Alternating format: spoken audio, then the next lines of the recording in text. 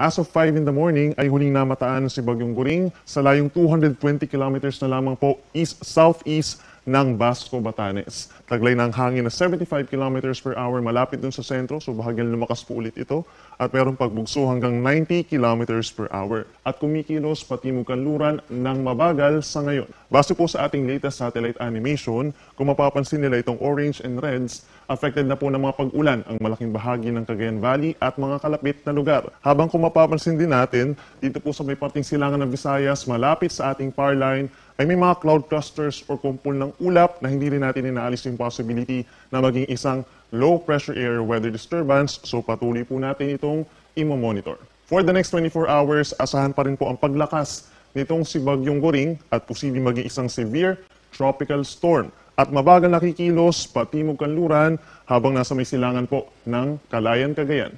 Inaasahan naman po pagsapit ng linggo ng gabi o linggo ng madaling araw ay maging isang typhoon na po ito nung lumakas pa ito habang nasa may silangan po ng Cagayan Valley pa rin at kikilos pa rin po patimog. Base po sa ating analysis, meron tayong mga high pressure systems po na mabubuo dito po sa may mainland China kung saan hihilahin niya pababa itong si Bagyong Guring kaya nagtitimog po or nagsa-southward yung movement niya within the next 48 hours.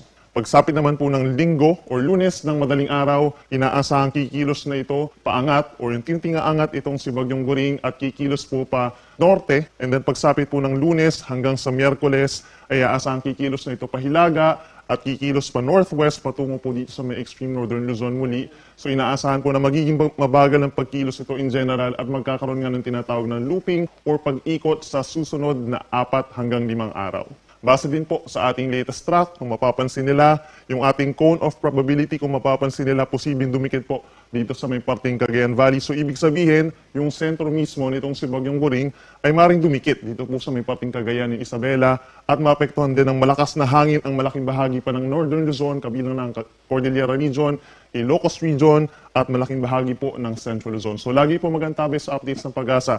Possible pang magbago yung lawak ng bagyo na sa ngayon po ay nasa 320 kilometers, yung direksyon at yung bilis ng bagyo rin, inaasahan din po magbabago sa mga susunod na updates natin. Sa ngayon, meron na tayong nakataas na tropical cyclone wind signal number 1 sa ilang lugar po sa Cagayan Valley. Kabilang na dyan ng Batanes, eastern portion of Babuyan Islands, ganyan din ang eastern portion of mainland Cagayan, at northeastern portion of Isabela. So simula po bukas, posibleng makaranas ng gusty winds ang malaking bahagi po ng Cagayan Valley at inaasahan pa sa mga susunod po na bulletins ng Pag-asa, mas maraming lugar pa po ang magkakaroon ng tropical cyclone wind signals number 1 or even number 2 dito po sa may silangang parte ng Luzon. Inaasahan po natin na magkakaroon tayo ng signal number 1 dito po sa may parting rest of Cagayan Valley, sa may Aurora. Kapag bumaba pa yung bagyo, worst case scenario, magkaroon din po tayo ng signal number 1 over Quezon Province as well as the northern portion of Bicol Region.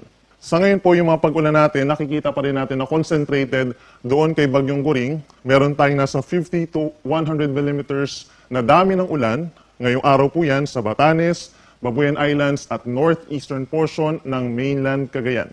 Inaasahan din po yung mga 50 to 100 millimeters na ulan or nasa light to moderate with at times heavy rains po over the eastern portions of Cagayan and Isabela at magpapatuloy pa rin ang mga pag-ulan doon plus northern Aurora. So mag-ingat po sa mga posibleng pagbaha or pagguho ng lupa doon at magantabay po sa ipapalabas na rainfall advisories or heavy rainfall warnings ng Pag-asa. Yung southwest monsoon or habagat, palalakasin din po nitong si Bagyong Guring. So apektado din po ng mga pag-ulan ang ilan pang bahagi ng Luzon and Visayas sa mga susunod na araw. Asahan po natin by tomorrow, Zambales, Bataan, and Occidental Mindoro, magbabalik muli yung pabugso-bugsong malalakas po na ulan at meron din po mga hangin. No? And then pagsapit po ng Sunday, patuloy mga pag-ulan over Zambales, Bataan, and Occidental Mindoro, plus Cavite, Batangas, northern portion of Palawan at lalawigan ng Antique. So mag-ingat din po sa mga posibleng pagbaha or landslides at posibleng magpatuloy. Inuulit natin, magpapatuloy ang mga pag-uulan doon hanggang sa susunod po na linggo.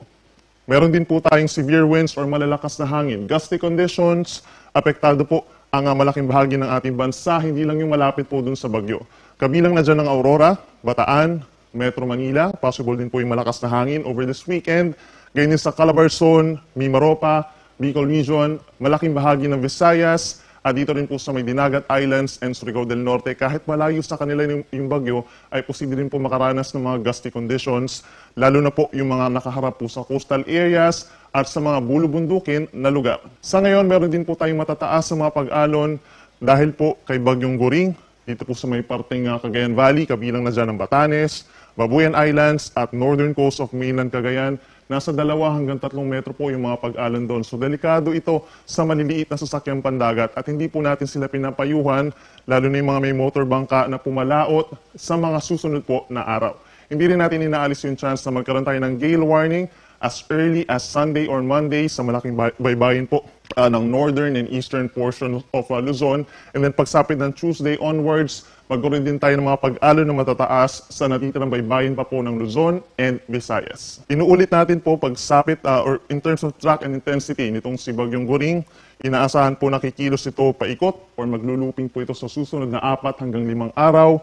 Inaasahan kikilos for the next 3 days or hanggang sa Sunday, patimog dito po sa may silangan ng Cagayan Valley. Then pagsapit po ng Lunes hanggang Miyerkules ay kikilos naman pa norte, habang humihina yung high pressure po dito sa may parteng mainland China. So nagkakaroon siya ng chance na umangat na at kumilos patungo dito sa may extreme northern Luzon and Taiwan. So possible pa rin po magbago yung ating track based dito sa ating latest track. Posible pa siyang magbago given po yung ating mga weather systems ay nagbabago din po. No? At pagsapit naman sa intensity, nakikita natin sa ngayon ay posibleng lumakas pa ito bilang isang typhoon given na nasa may karagatan ito. Pero hindi rin natin nirule out na maging isang super typhoon ito pagsapit po ng Sabado or Linggo dahil nagra-rapidly intensify po siya sa ngayon dahil sa mga favorable conditions, yung mainit na karagatan at mababang vertical wind shear or lakas ng hangin. So for the next 24 hours, apektado pa rin po ang malaking bahagi ng Southern Luzon, Visayas and Mindanao ng habagat or southwest monsoon at unti pa rin itong pinalalakas itong si Bagyong Goring habagat sa mga susunod na araw. Asahan pang lalakas pa po ito. For today, pinaka-apektado ng habagat ang mga lalawigan ng Occidental Mindoro, Palawan, Zambales, and Bataan. Meron na po tayong kalat-kalat na ulan and thunderstorms doon ngayong araw. So mag-ingat sa mga posibleng pagbaha or pagbuho ng lupa. Yung ating mga kababayan sa norte, Ilocos Region, Cordillera Region, lalo ng Cagayan Valley, asahan po yung kalat-kalat na ulan, makulimlim na panahon, at minsan malalakas po yung mga pag-ulan. So mag-ingat din sa mga flash floods or landslides. For Central Luzon, Metro Manila, Calabarzon, at dito rin po sa Bicol Region, mostly cloudy skies tayo throughout the day. Then makakaranas din po ng mga isolated rain showers or thunderstorms simula po sa tanghali hanggang sa gabi. So hindi naman tuloy-tuloy yung mga magiging pag-ulan ngayong araw. Sa ating mga kababayan sa Visayas, asahan po ang bahagyang maulap at minsan maaraw naman na kalangitan. Then sasama ng mataas na chance ng mga pag-ulan tanghali pa lamang over the western portion of Visayas. Meron din mga localized thunderstorms over central and eastern portions. At panghuli sa ating mga kababayan sa Mindanao, bahagyang maulap hanggang maulap din ang kalangitan and generally maaraw naman dito sa may eastern portions, sa may Caraga Region, Davao Region, and northern Mindanao sa umaga. But then nagkakaroon muli ng mga pagkilda at pagkulog na minsan malalakas po dito sa may Zamboanga Peninsula, Bangsamoro Region, and northern Mindanao, pagsapit po yan ng hapon at gabi. For Metro Manila for the next 3 days, asahan na po ang makulimlim na panahon. So kung lalabas ng bahay over this long weekend, magdala po ng payong. Asahan yung mga pag-ulan dulot ng habagat, so minsan malalakas po ito at posible ito magdulot ng mga pagbaha or landslides dun sa mga areas po na malapit sa kabundukan. Sa ating mga kababayan over Baguio City, magdala rin po ng payong or kapote for the next 3 days kung mamamasyal tayo doon. Asahan din ang makulimlim na panahon at minsan malalakas na mga pag-ulan, lalo na po sa Sunday at sa Monday dahil palalakasin itong si Bagyong Goring ang habagat over most of Cordillera Region and Central Luzon. Sa ating mga kababayan over Bicol Region, apektado din po ng habagat ang malaking bahagi nito, kabilang na dyan ng Legazpi City. So asahan natin yung mga kalat-kalat na ulan and thunderstorms. Mag-ingat din sa mga posibleng pagbaha or pagbuho ng lupa. Sa atong mga kaigsonan din na over Metro Cebu, by tomorrow, partly cloudy to cloudy skies pa rin naman at aasahan ng mainit na panahon. At pagsapit po ng Linggo at Lunes, palalakasin ang habagat over most of Visayas. So asahan din po ang maulap na kalangitan na sasamahan ng kalat-kalat na ulan and thunderstorms. At panghuli sa atong mga kaigsonan din na over Metro Davao, hindi po sila apektado ng habagat or ng Bagyong Goring sa susunod po na 3 araw. So asahan yung mainit at maalinsangan na panahon, bahagyang maulap at may mga thunderstorms na walang kinalaman sa bagyo.